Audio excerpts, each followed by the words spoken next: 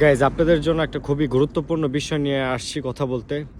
আসলে এই বিষয়ে আমি বলতে চাই না, তারপরও বলতে হয়, কারণ হচ্ছে সত্যলে তো বাঙালি না। একজন বাঙালি যদি বিপদে পড়ে আরেকজন বাঙালি সত্যইলেও খারাপ লাগবে, আমি যতই খারাপ থাকি না কেন।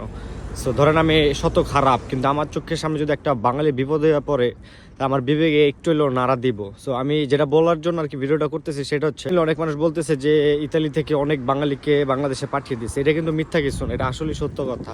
আপনারা হয়তো জানতেন 7 জন 8 জন 4 জন 5 জন এরকমের, বাট এখন এটার সংখ্যা দাঁড়াইছে 100-রও বেশি।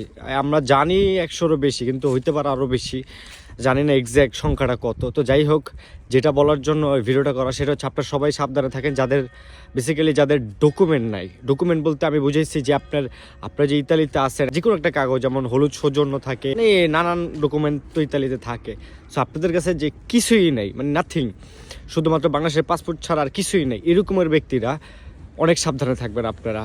আপনারা হচ্ছে যে আমি আপনাদেরকে সাজেস্ট করবো যে আপনারা বাসা থেকে, মানে খুব বেশি দরকার না হলে বের হবেন না। দেন হচ্ছে যে ভুলে এই কাজটা সবাই দেখি করে, অনেক বাঙালি এই কাজটা বেশি করে, যে টিকিট ছাড়া এদিকে ওদিকে জায়গা, মানে টিকিট কিনতে চায় না। বাঙালি তো 2 টাকা বাঁচাইতে চায়। সো টিকিট আপনি দেখেন 2 টাকার জিনিস আপনি বাঁচানোর জন্য আপনার 200 টাকার একটা যদি জরিমানা দিয়ে দেন, তাহলে জিনিসটা কেমন হয়ে গেল না? এই জিনিসগুলো করেন না যে 2 টাকা 3 টাকা বাঁচানোর লেগে টিকিট কিনবেন, এমনি যাবেন গা।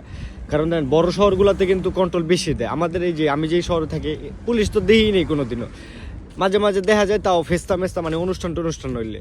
কিন্তু বড় শহরে কিন্তু অলিতে গলিতে পুলিশ টুলিশ থাকে, টহল দেয়। মিলানো, রোমা, ভেনিস, আনকন, এইসব জায়গা, মানে বড় বড় মেইন সিটিতে যারা থাকে তারা একটু সাবধানে থাকবেন, যাদের ডকুমেন্ট নাই। সো এই হচ্ছে কথা। সবাই ভালো থাকবেন, সুস্থ থাকবেন। আল্লাহ হাফেজ।